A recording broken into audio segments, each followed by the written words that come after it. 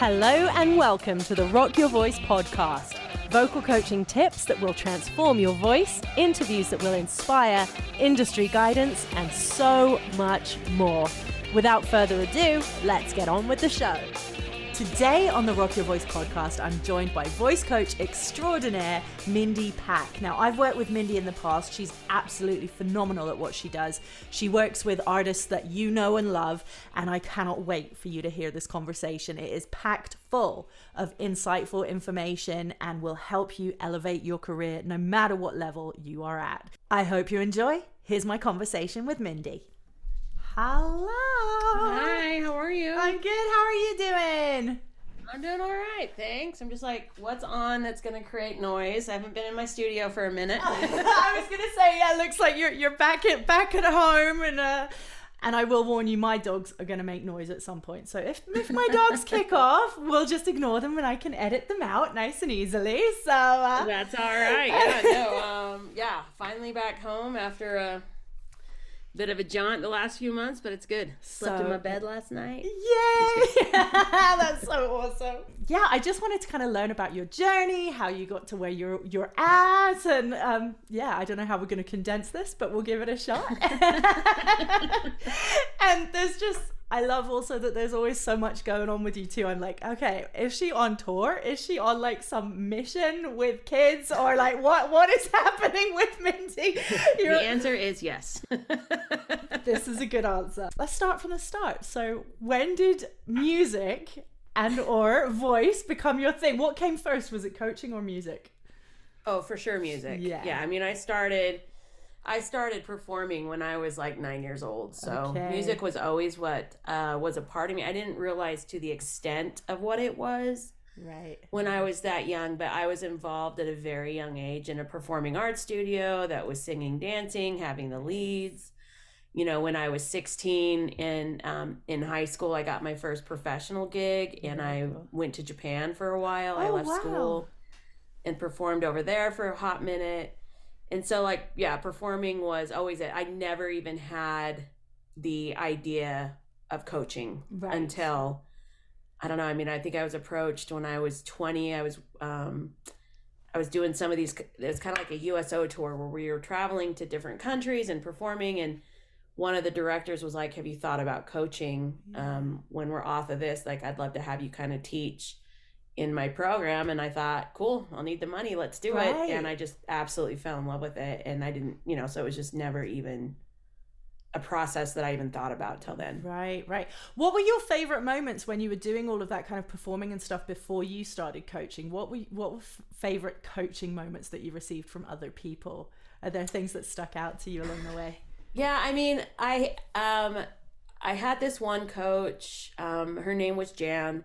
She pretty much, I mean, she was my first coach for sure. My daughter actually takes from her now. So it's kind of this fun full circle moment. But she was younger, but she just like pushed me in a way that was just like positive. And I just like, I wanted to be this woman. Like, she just inspired me a lot. So and she was hard on me, like, for sure. Like, there are moments that I'm just like, oh my gosh, like, I want to like stab somebody in the eyeball. But realize that it was done in this like really kind of tough love situation. And like, I credit a lot of my drive and, perfectionism as far as like in my own voice, like how to get to that because of the culture that she created with me, where it was like positive, but also there. So I would say, that was probably really positive. I had a really hard time when I was in university, because where I'm at, they don't really have a lot of contemporary programs. It was all classical. Right. And at that time, like being naive, I didn't really understand like what the differences were. But I was like, I'm not paying for school. Like, that's stupid. So I actually went and sang classical for an audition, and everybody's like, there's no way you're getting in. And I ended up getting in and on scholarship, And so that was like a complete different flip of like my training and program of kind of jumping into the classical world and truly finding out like I can be passionate about all styles of music. Wasn't my favorite. Right. But I could do it and learn about it and still have experiences. And ultimately it ended up really being an amazing benefit for my voice. So totally. I just think I studied with a lot of people and kind of found my tribe. I currently have a coach that I've had for 15 years now. and still like learning. So I love that you say that you still have a coach too, because I think that's so important. Like, as you know, I've worked with you a bit in the past, so it's like, I just think it's so important that people sometimes get this idea that it's like you reach a certain level or you're like, well, now I'm a coach, why would I be taking lessons? I just think it's so important. Like, what's your view on that? I mean, I kind of go on a soapbox all the time when people ask me that. It's like, when I stop learning is when I stop coaching. You know, so I always think there's something to learn, and as coaches we can't hear our own voices the way an outside person can. And you need to have that additional feedback, and for me, I don't want to be limited in what I can do when I'm going out on the road. And so I need my voice to always function at full capacity. You know, even if I'm sick or like something like that, like I just need to have somebody that just kind of helps me keep on track, because, you know, especially with touring and bouncing back and forth, like my voice can get shot with like no sleep or like going through or like talking all the time or demonstrating weird. Like and it's something for me, like, see, the way I got into coaching because I loved performing. Right. Like I loved being on the stage. And so for me, it's like, I get that half an hour for just me or hour or whatever it turns into be. It's for me and like my time and my build, instead of me constantly giving to everybody. It's a time for me to get, you know, fulfillment in that way. So it's also keep my voice in balance, but I think it's also for my mental checkup and clarity too. Absolutely. Do you do any performing still? Do you ever dip your toe in that? Yeah, I mean, yes, the answer is yes. It hasn't been for it hasn't been for a few years. The last show I did is I got asked to play Ursula in our summer series here at a big outdoor amphitheater, which was wicked cool, and it's like iconic role. So I did that, and then I have like a couple projects that people will ask me to come sing on, or like these one-off things where I'll show up and perform it. Different things. I did a big thing for Equality Utah, which is like the big advocacy for the state of Utah here, which is where I'm from, for LGBTQ rights. And so we had a huge gala of like 5,000 people, and so I came out and sang like a song for that. So just like little bits in here, but touring, man, like I've been on the road like a lot the last 5 years, so it's made it so I haven't been able to do a lot of performing. So tell me a bit about that kind of journey from like when you started coaching. What did that look like for you, and how was that transition into touring? Were you always like, when you started coaching, was it always as kind of high caliber as it is now, or was it a growth process? I mean, all of us kind of, I think everybody would be like, oh, it would be so cool to work with somebody on the radio, you know. I made a Instagram story, this thing where when I started coaching, I started going through like teacher classes, you know, because I'm the type that I never want to be limited in what I can do. And when I first started coaching, I figured everybody could learn the way I was taught. Right. And I learned very fast that is not the case. And so I really started diving into different methodologies and how to teach specific things, and, you know, in the contemporary world. But I remember I took a teaching class where the teacher asked us, like, lay out all your goals. Like, what is it that you want to teach? Blah, blah, blah. You know, and I was young, so I was like, you know, I want to be a good listener. I want to be there for my students. I want to teach them confidence in stage performance, you know, like your standard answers. But my number 9 was, one day I'll work with Justin Timberlake. And I just kind of like threw it out there, you know, and obviously I've been out on the road with him right now. And so to like see that manifest has been like really cool. But ultimately touring at this level was never ideally the goal, you know, that I wanted. You know, I worked at a performing arts studio for 10 years. I thought that's kind of where I was at. And when I left that situation, I really thought my like life in the coaching world was over. Like it was like a huge moment for me. And my husband's like, you'll be fine. And I'm like, I'm never gonna do it again. And then I like laugh about it now, because I think I needed to break away from that in order to get to where I was. You know, here. But I mean, it was definitely a journey, and one I never thought I was going to be on until I really started honing into the education part of it that I got and just kind of started building up and realizing how much more there was to it than just, you know, what I was taught. Absolutely. I love that so much, that whole manifestation thing. I think I remember your post that you did, like write it down, make it a goal, because it's so true. It happens. These things happen. So how long ago did you obviously you manifested that a long time ago. Who was the first person you went on tour with? Oh, geez. I need to think about this for a minute. The actual first tour, I think, was Brandi Carlile. I think was the first time I like legit went on the road. Yeah. I had worked with people like online and remote, but I think like the first like pack a bag, go out, get on the bus, I believe was Brandi Carlile. I mean, it was, you would think I would know that, but everything kind of hit all at once. So it was like 4 people together. For sure. But I believe it was Brandi that I went out with first. That's really cool. It's so awesome. Were you nervous? Were you excited? Because I just did my first bus tour with an artist, and it was like, first of all, I was like praying to God that I would not be put in the top bunk, because I'm like, how the hell do I get up and down from there? And you're like, I'm short. I have these like short little legs. I'm like, put me on the bottom. Like that was my biggest fear. I'm like, other than anything else that could have happened on that tour, I was like, please not top bunk. And of course, I feel you in my soul on that one. But it's like it's such a transition, like you say, from doing the online to the tour stuff. So what is the difference, and why do you think it's so important for an artist to have a coach on tour, on the road? I mean, online you get the half an hour and then you're done. Yeah. When you're on the road with somebody who's professional, you're dealing with a lot of day-to-day stuff. Mm-hmm. So, I mean, you're dealing with the sleep schedule, which is totally different, you know, because I call it artist schedule. Yeah. Because for me, with a lot of these guys, like my day doesn't start till 3. And then you go to bed at 3. Yeah. So you're like in this like weird flip, like this reverse circadian rhythm, essentially. Like, but you're just in this like weird flip. So adjusting to that with the voice and the time, and then you have weird nutrition stuff because you're in catering or not in catering. You have sickness because all of a sudden you're with all these other people all together in this little like, you know, petri dish, you know, so you're dealing with a lot of stuff. And then the artist has a lot of like press and media and people talking and sound check and radio interviews are like, oh, I have to now make this song acoustic. So how do we fix that? Because it's different than the original. And so you just have a lot of other working elements that kind of come into play, where instead of working a hour session, like when I'm out there, like I'm literally on call 12 hours, 13 hours a day. Right. Yeah. With the JT, I have to say, oh my gosh, I have to tell you this story real quick.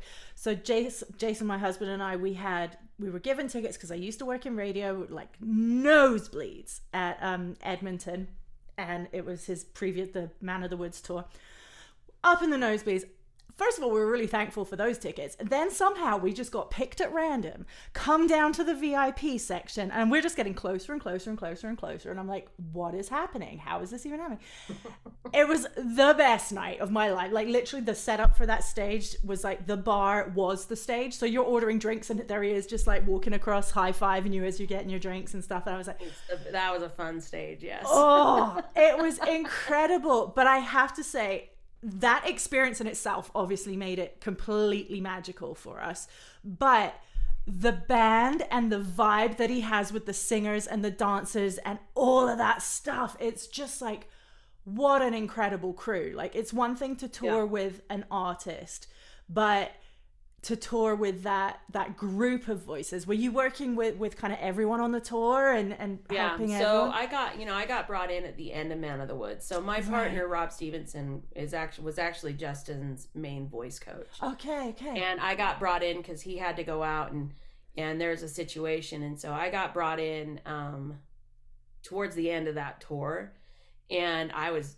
super nervous, because here, like, someone I looked up to so much musically, and I think I went to every NSYNC show that ever came through. I did not miss one of them. Like I was just a fan first, and then it wasn't like crazy fan. It was just like a fan of his like work ethic and performance and all of that. But yes, that is how he is. Like, he is very much like the team is a family. Right. And he respects and treats everybody that way. Like, when we warm up, it's like I get with him, we do our thing, or we bring in all the background singers and we do a big thing together. And then we isolate just him out to make things are going. And so he's very, very inclusive with everybody. And it manifests itself on the stage. Like, I've been on teams before where the artist doesn't even know their drummer's name and stuff like that, and you can just tell with that dynamic on stage. And with him, like, he knows family, he knows kids' names, he knows spouses' names, He's the best. Like I love working with him just because he's so respectful and kind. Amazing. Do you have a certain sort of, I know obviously on tour everything is kind of up in the air half the time, but do you have a certain schedule throughout the day that you recommend that you think is kind of best for the artist? Like, is there a certain time? Oh, for sure. What does that look like? So if we're not doing any sort of press in the morning, like obviously sleep is as much as we can to go through. And then in the morning, they have to do something physical just to get their body going. Right. This also helps with altitude. So when you're jumping from, say, California to Denver or Utah, where it's like a really high altitude, you're pushing the oxygen a lot more. Like it's harder here. And so doing something physical for 20 minutes just to start acclimating really helps the body open up vocally. That's smart. Typically we'll do, I'll usually like shoot a text, be like checking in, like how you feeling today, what's going on, anything we need to know about. And then when we get to the arena or the stage or whatever, before sound check, we do a mini kind of warm up just to see like what's happening, kind of test in, see where we're at. Then when we do sound check, I usually will pick 3 songs with them that maybe the night before there was an issue, or just 3 that I want to tap into just to see what's happening. Yeah. And I'm like, just give me 50%. Like, don't push it yet. Like, just kind of mark it so we can see what's happening, figure out what the slap back is in the arena, if there's a lot, if there's not, so we can adjust ears.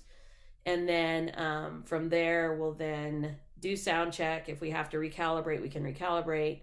If we need to do any sort of body work at that point, then I'll start throwing down the body work, stretches, all of that to get even more physical, tongue stretches, like all of that. Yeah. Then we usually break for dinner.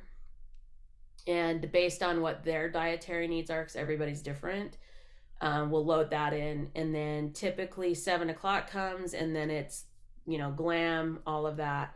And then I go in last, after glam, and then I do a heavy warm up, trying to just get everything really in balance, going through last minute checks. And then we take stage. During the stage or during the show, I have the whole show laid out with lyrics. And so I'll be following the whole layout, monitoring every vowel, how the approach is the effort off? Did we push harder here? Is the falsetto clear? Whatever, whoever the artist is, doesn't matter. Are we pushing too much air? Are you, effort, all of that. And then just take notes just for my own brain for the next day. Some of the artists like that feedback. Some of the artists don't like that feedback. So it really does depend on who you're working with. But at least for me, I can then change the workout the next show to accommodate what happened in that show and kind of strategize with that. And then always do a cool down. So in the cool down, we'll do a vocal cool down. I have a medical device that helps with inflammation and swelling and all that we use. Amazing. And then if we have to do any sort of other body work in there, just to open everything back up again. Very cool. So we go back to neutral before. Yeah. May I ask what that device is that you use? Yeah, it's called the Beamer. Okay. And what is it? Yeah, it's on my website. You can look at it. Oh, yeah, for sure. It's a PMFR system, and so what it does is it takes your blood oxygen and pushes it to be about 30% faster. Okay. So it gets rid of lactic acid and all of that, and so we can get rid of swelling and all of that. And I love it because I can do it for the full body, or I can isolate it just for the throat. Amazing. Or if there's if they have back pain or something like that, we can start doing. A lot of athletes use it, after pro athletes use it after games and stuff like that. So we just do it. They're vocal athletes, so we just kind of incorporate that same mental space and physical rehab after the show. I love that. And that's what's so amazing about your approach too. And remind me about slapback, because I want to talk to you about that as well. But while we're on the topic of the kind of athlete, I just love that it's now, I know a lot of coaches that are now really engaging in that sort of cardio side of things and getting the body as putting that connection together, that it's a whole body thing. Some people have always just thought of the voice as here's my mechanism. Yeah, this is in a little box right here in your throat. But no. So I think that's just so amazing. So is that something that you've always come at, or is that something that one day you were just oh, okay, for goodness sakes, why are we not working this whole system? Yes, I've always worked at it just because of musical theater. Right. When you're dancing and singing, it's a weird, I don't understand how people don't realize it. And it's not, I guess, to me, it's a connection, because when you're in a musical, you're rehearsing for 3-4 months, building up that endurance to do everything. Pop singers, they like have rehearsals for a week and they expect to go out and jump this marathon in a week to go out and do a 2-hour show.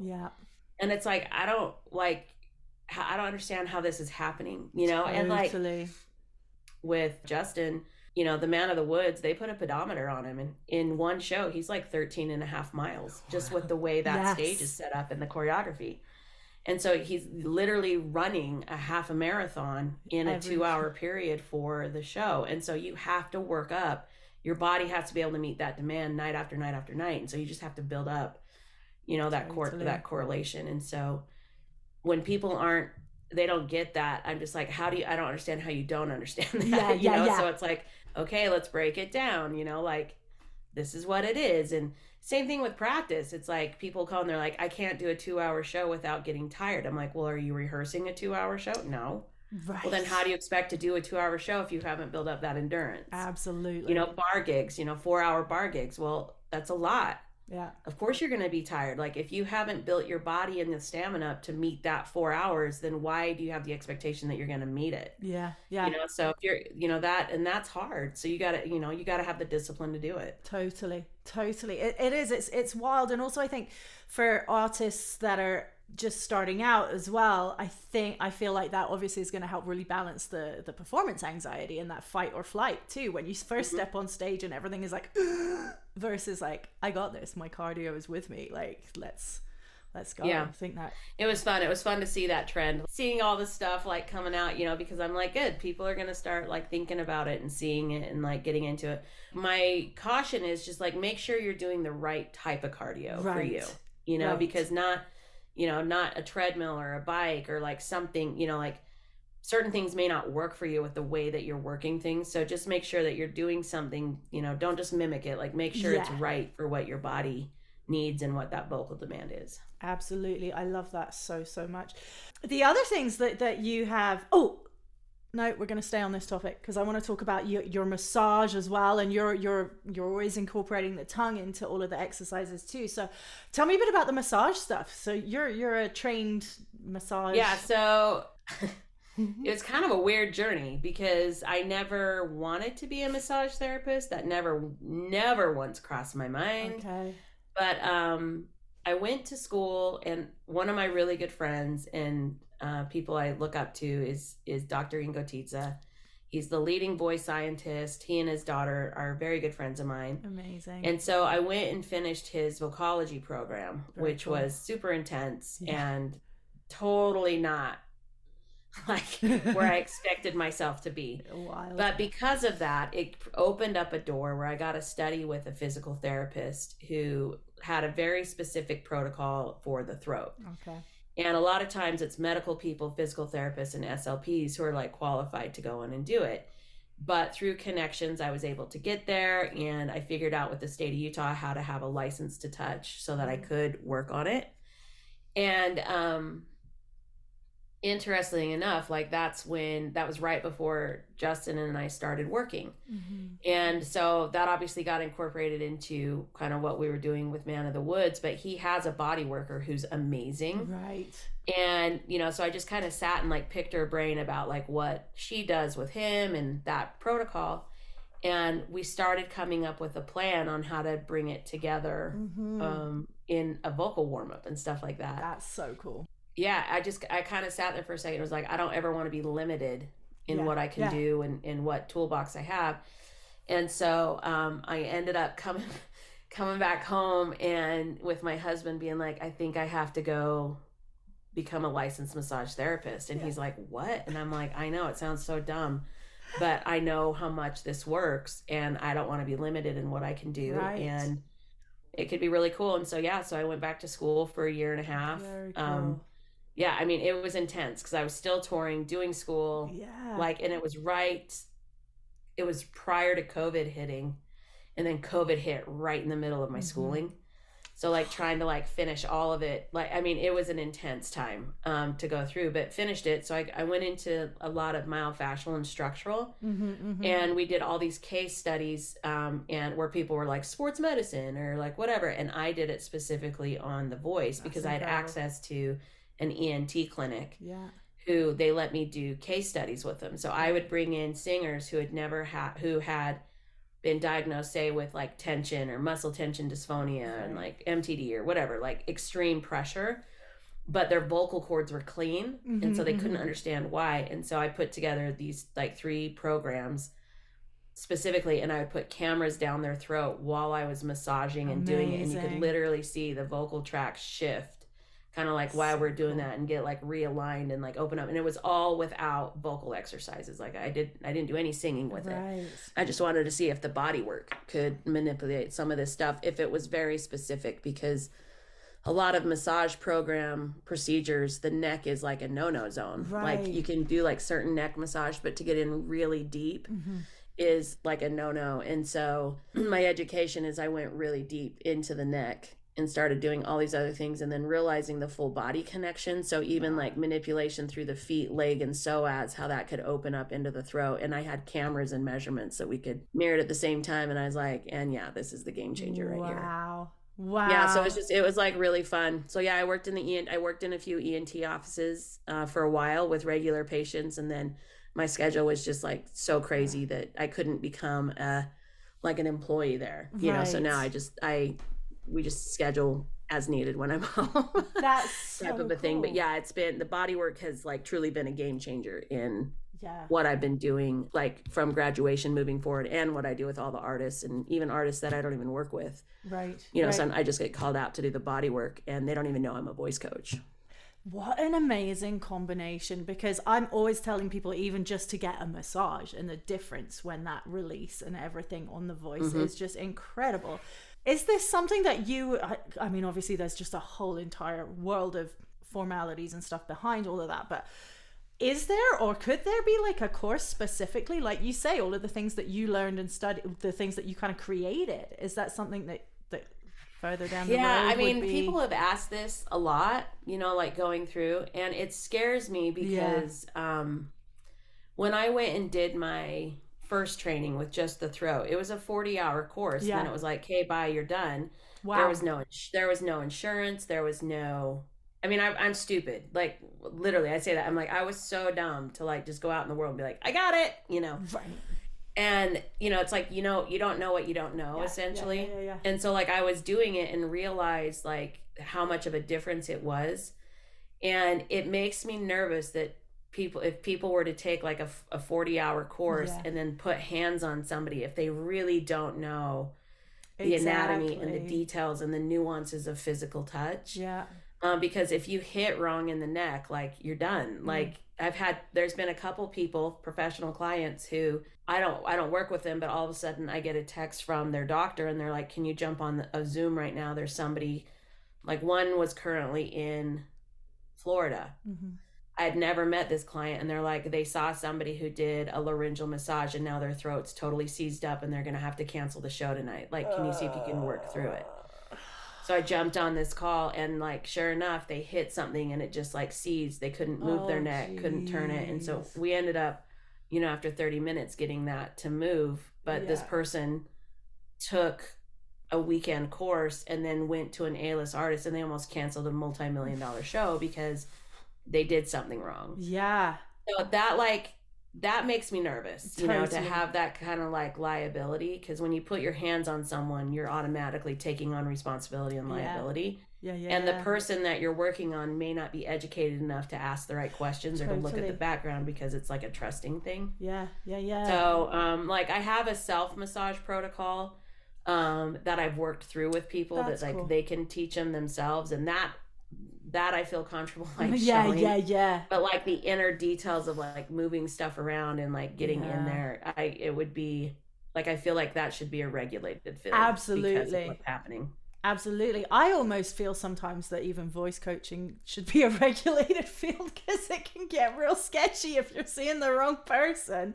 Things can go real bad real quick. So listen, I'm not against that opinion. Like, there's been plenty of times I've teamed up with people and I'm like, I don't understand what's happening right now.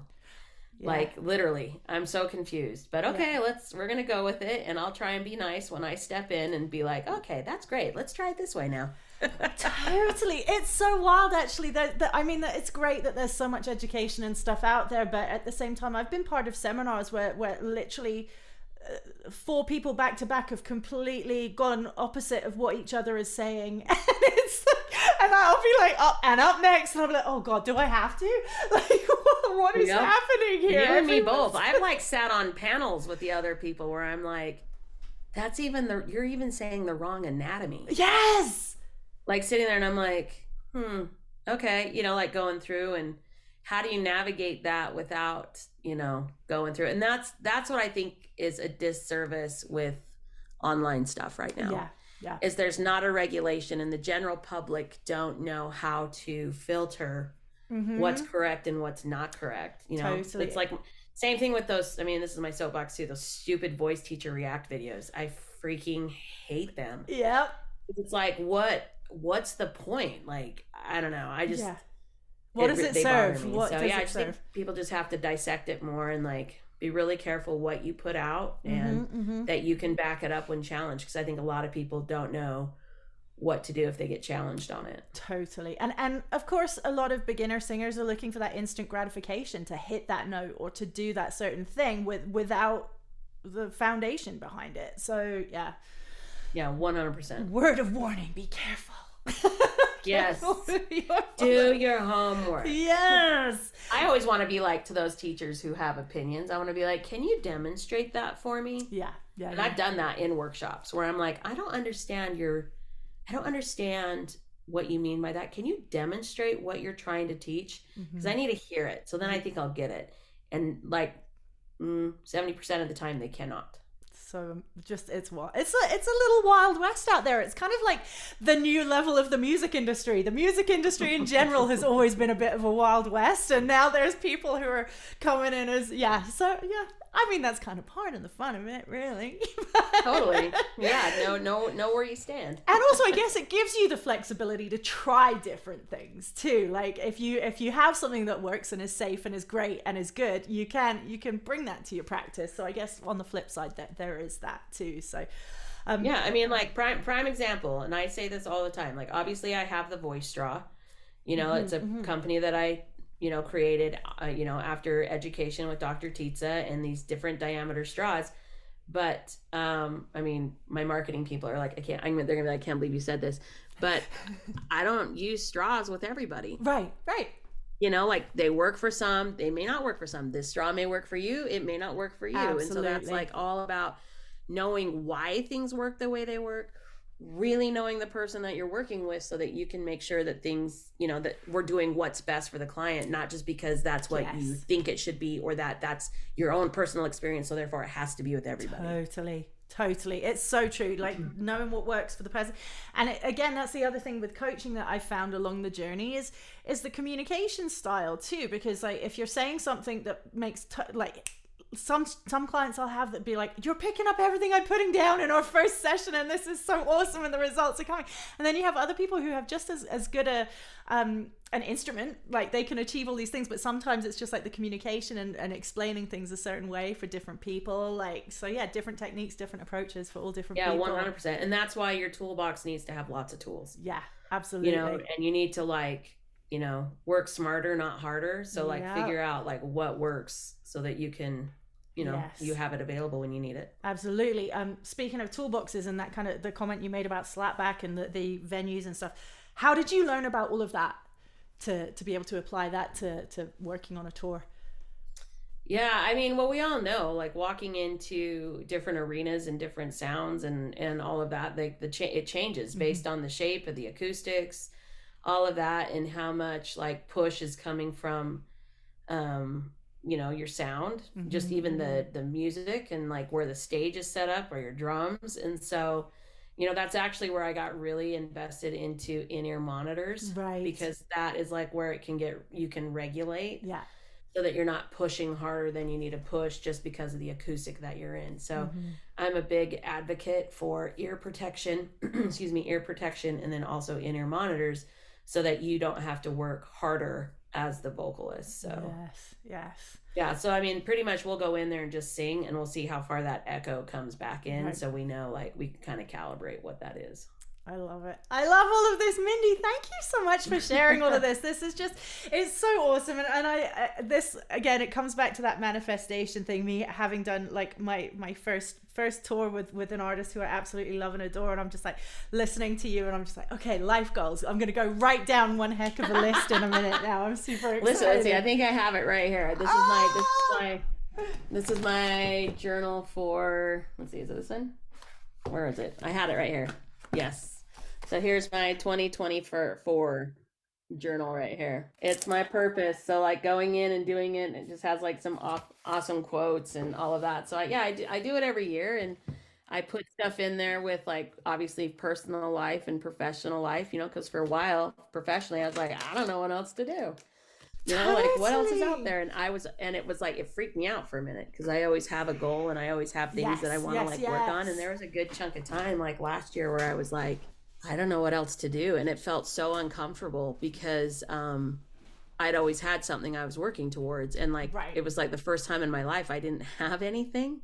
Okay. And I realized that was the goal for me. The goal was to like sit into all the hard work that I put into for 15 years and to just sit into it and enjoy it and to like recalibrate it. And then in the stillness is when things came in my brain where I was like, okay, this is the next 5 years. This is where I see things going. So sometimes you have something and sometimes it's okay to just be still and listen to what it needs to be. Yeah. I so need to hear that. And I laughed when you said you came home and told your husband you're going to massage school, and he's just like, what? My husband, honestly, I could come in and tell him the most random thing any day and he'd be like, okay, here we go again. Here we go again. That's Brandon. I'll like call him and I'll be like, hey babe, and he can tell by the tone of my voice, like, I'm going to drop something, or like, are we good? Because it's about to get thrown down.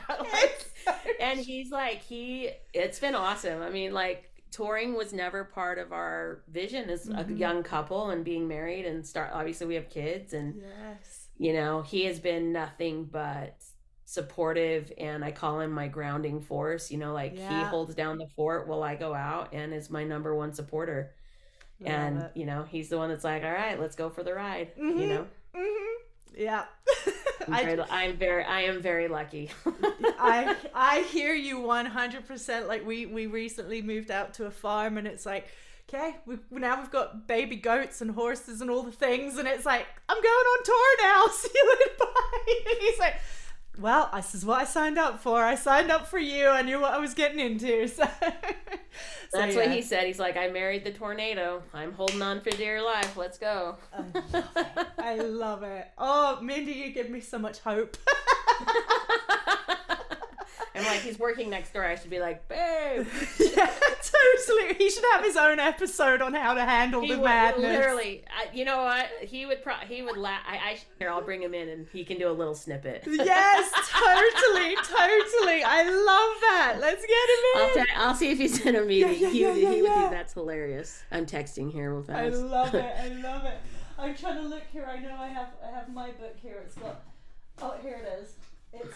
It actually kind of like, I'll tell people, it kind of creeps me out because I'll look in here and it'll be like, what am I doing? And it's like, whoa, buy a farm with chickens and goats and a space to host retreats. And I look back in the book and I'm like, okay, this is weird. Yeah, no, I know. I have You're it. So right. I have it on my phone. Like, I put different things down. Like, I want to do this. I want to do this. And it's like fascinating to come back and look at it and be like, the universe is good. Totally. It really is. It really is. So, okay, I'm thinking touring artist has a voice coach on the road for the first time. What advice would you actually give the artist to be like, to get the best out of the situation? Well, first, I think that the artist needs to, or the coach and the artist need to make sure that they're synergy together, that they jive. There's been times where I've come out and management's brought me in and they haven't even told the artist that I'm coming in. And so we've had to like, are we even a good fit? Yeah. And so I think that out the gate, you need to make sure that you have a fit. And from the coaching standpoint, there is absolutely no agenda, that you are there to support the artist. The artist is always first and foremost the most important thing. Yeah. And that the coach needs to understand the genre of what the artist is doing. Because a lot of times the artist's fear is that working with a coach, they're going to change their fingerprint or their style. Yeah. And that could be a belief based off past sessions, or that could just be a fear based off of, you know, talking to other people or what. I mean, the voice is their fingerprint, it's their instrument, and where they've gotten so far, they you know, haven't had issues. So that would be my first thing, is making sure that that synergy's there and that you align with the goals of what's happening. Yeah. And to really tell the artist and the artist tell you, like, what is the need? Yes. The need may be just, I just need a warm up. It may be, I just need some emotional support. If you're coming in after an injury, that's like a whole other ball of wax, because you have this like mental component that's literally going to be stressed, but you're also going to be getting all the stress from management and teams. You know, so you just have to be in a very good headspace yourself, and positive, and just, you know, be in that pocket with them. Absolutely. Because you're going to be experiencing a lot of vulnerable and personal things. And you know, you just have to hold space for them. Yeah. I find like the mental wellness is such a huge component of it all, like especially in a sort of touring or sort of a long-term relationship with an artist. It sometimes turns more into like, okay, how's your brain doing with all of this? How are you coping with the stress and all of the external stuff, as well as from a voice coach perspective? Because I usually have a code word. Like, because, you know, a lot of times, like, people on the tour, they don't have access to the artist. Like, I have access to the artist. And so every artist that I work with, we have a code word. And if they text me, I go in and clear out the room. Right. Even if it's management, family, friends, whatever. Yep. You know, so there's lots of things and strategies that you can, like, go into so that you can help them, you know, be there. Yeah. And again, sometimes, like, as a coach, we want to come in, so we're like, hey, let's fix things, let's do it, let's have this. And that's not what they need. They don't want to worry about every vowel in every single song, or they don't want to worry about this and this and this, you know. And you have to be very careful how you approach it. Totally. You know, if you are going to fix something, you know, and be like, hey, can we look at this riff, or can we look at this line? Like, something wasn't really sitting right. Did that feel okay to you? Can we work that? Okay, you don't want to? All right, cool. Well, we'll just kind of figure it out. And then warm up next, we're like, yeah, okay, let's lay it out. Yeah. You know, so, you know, a lot of times, you know, we want to be busy and like, totally go through it. And a lot of times you're just sitting back waiting too. So yeah, it's getting that invitation to do the changes, and that's 100%. Yeah. And being in the space where it's just you and them when you do talk about it, instead of around other people. Absolutely. No, I love that, and I find that like is really kind of sacred and really special too. It's just, it really is what makes our job jobs so special. And I also think too, like, you know, from a coaching standpoint, you're there for the artist. You're not there for your own publicity and your own marketing. Absolutely. You know, and the minute you start using their name is the minute there's a red flag that comes up. Yeah. I mean, because like you'll notice, like, I'll post stuff, but it's never behind the scenes. It's never, even in this interview, like, I will not talk details. Totally. Like going through things, you know, because there's a sacredness that happens when you're allowed in the space of somebody like that.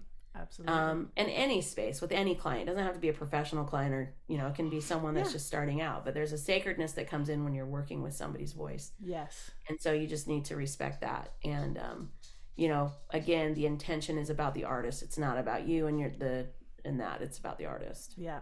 I love that so much. And I think that is absolutely key. And that to me is always, it's a red flag when I'm looking to learn from other people, or when I'm looking to talk to people on the podcast and stuff. It's like, is this just going to be a talk about someone else? It's like, no. I want to really dig into like the meat and potatoes. Yeah, I was going to say that. The meat and potatoes. Oh, Mindy, thank you so much. I assume your husband is busy, but we'll have. No, I don't know if he saw it. He's literally in the office. I'm gonna snag him and be like, they want to know what it's like being married to the hurricane. Hang on. Oh, he's here. Yay! On camera for for a podcast interview real fast? Hello. Well, here we have a prime example of the hurricane in action. You're not being set up. No, this is Brandon. This is Emma. Hi, Brandon. Lovely to meet you. This is my boo of a little over 24 years now. Oh, I know. That's amazing. And you guys go on all these trips together too when you go on your humanitarian ones? Yes. Yeah, so we've done. Amazing. He did one without me. I did one without him. Last year we did it together, and this year we're doing it together. That's so amazing. So we do it. I love it. It's so much work. I love it because it's like lotion on my soul. Right. Right. It keeps me grounded. I was actually telling somebody on this last run of tour that I was on that it was funny because the last time we did Cambodia last year, and I came back and I had to fly out to be on the road like 4 days later. And I'm sitting there and the team's like freaking out because some designer didn't come through on something, or there was a shoe that was wrong. Right. I can't remember. There was like something that was big, and they're looking at me and they're like, "Are you upset?" And I'm like, "I'm just glad I have toilet paper today." I'm trying to process this right now because it was such like a flip. I'm like, there's toilet paper. So I love it because it keeps me, it's good for my soul, and I get these amazing experiences with my family. So yeah, it's helpful for our boys to get out, see the rest of the world, how other people live. Yeah, like they really need to get different cultures out of their bubble and really see what the rest of the world's like. So, and I love the age group that we go with. They're the best. It actually gives us hope for the future of like these kids coming in. That is so good. It's freaking awesome. They're such hard workers. So down to earth. I love it. And we have so much fun. Oh, I love it. So we had to pull you in because Mindy and I were laughing about how we don't know how our husbands deal with us. And how we'll get home and it'll be just like you can tell by the tone of voice, it's like, oh, she's gonna drop another one. What's happening? What's going on? It's true. Yes. I can relate. What's your number one coping mechanism there? Bourbon. Yeah. Whiskey. Solid choice. Oh my gosh. Well, we wanted to take a moment to thank you and share appreciation for you and all the other partners like you. Support I'm glad I can support her. Like she loves what she does, and there's no way I could in any way want to feel responsible for restricting that. Like she's so good at it. She loves it. It's her passion. So I'm happy to support that. It's not easy taking care of the kids, and I hate cooking. I really hate cooking. Yeah, so if anybody wants to sponsor dinners when I'm out of town, I will gladly take that one. I was gonna ask, I was like, how was your first time when she went on tour and it was like crickets, it's so quiet here, what's going on? How was your survival at that point? The first few I was super excited. Call me every day, tell me all about it. Yeah. Now we've gotten a little bit more used to it. Yeah, a bit more routine. I actually have to set reminders in my phone to call home. Right. Because I get so focused. Yeah. And it's a sense of comfort. Like I know everything's handled at home because Brandon's here and the kids are good and like everything's gonna be fine. But I realize that I need to keep that connection and like go through and like have it. So there's strategies that over the years we've like, I've done a lot better. There was a while where I was like, we wouldn't hear from her for a week. I'm like, I'm sorry I didn't call home for 4 days. But again, we're on opposite schedules too, you know, like it's when I vortex. was free was when he was in the middle of work, and when he's free and wants to talk to me is right when I'm in the fire. Absolutely. You know, so like we're really trying to figure out strategies that could like work together. But yeah, we're her biggest cheerleaders, so we're 100%. We're excited to hear how it goes. And I love we want to hear all about her day and all the cool people she's meeting, everybody she's helping. He'll start sending me, especially with Justin's tour, because he's friends with a lot of athletes. Right. So every city we go into or whatever, he'll send me like a whole roster of all the sports people, and he's like, "Don't embarrass me. Know who these people are." And I'm like, "Okay, thanks." And he's been dead on like a few times, so it's been, I very appreciate it. That's amazing. Oh, that's so good. No, it's so important, and I think that also like that lays testament to you being so good at what you're doing too, Mindy, because it allows you to focus 100% on what you're doing. You're not stressing about a grumpy husband at home. Oh, he's going to be mad that I didn't call him back. I'm not. Blah, blah, like, blah. maybe I should, but like, honestly, I've never gone out and had an issue when I've come home. And if there's been an issue that arises at home, then like we talk obviously and like work through it. But nothing, knock on wood, has been like super, super crazy. I mean, like, except for this last time, like the craziest thing that's happened this last was I was in England and my mom, for some reason, fell and shattered both of her shoulders. And so I hadn't, I wasn't home. I wasn't able to do it, but Brandon like stood in and like took care of everything and went and helped and like did all of it, because I wasn't there. So, and he travels for his job too. Like he's leaving for 2 weeks now. And so we've had many dates at the airport where my flights are scheduled and his flights are scheduled. And we meet to have lunch at the airport as we like cross. That's amazing. Because we try not to be gone at the same time. Yeah. And luckily I haven't traveled as much the last couple years. So. Right. Yeah. Right. So it's been good. I love it. Thank you so much. She's like, I'm like, well, he's next door. Let's see if he's in a meeting. Like, it's free. Yeah, there we go. But here's my other half, my grounding soul. Thank you. We appreciate you. There you go. Thank you guys. Oh, Appreciate it. I love it, Mindy. It's so important because, and I think that goes as well for the artists on the road and the bands and the musicians and the whole crew, right? To have that support, because like I said, if you have the wrong type of person at home who's on your back, it can be absolutely brutal. Yeah, absolutely. So that's a whole other conversation for a whole is that our next coffee time break? There we go. Mindy, this has just been phenomenal. Thank you so much. Yeah, thank you for asking and all of that.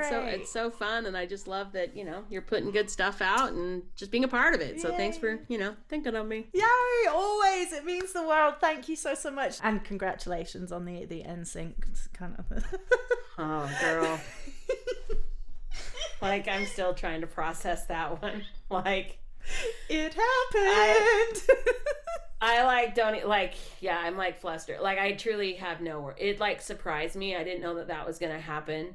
Wow. I had like 1 minute prep time, like to get it in my brain, and then just did it. And they were so amazing and so nice. And it was just fun. It was just fun to be a part of that comeback together. Yes. And everybody's asked me about it. They've all like, how was it? And asked me about different things. And I was just like, the thing that was, I think, so special, and the audience saw it too, but like, because I was honed in so much, was seeing the brotherhood between all of them.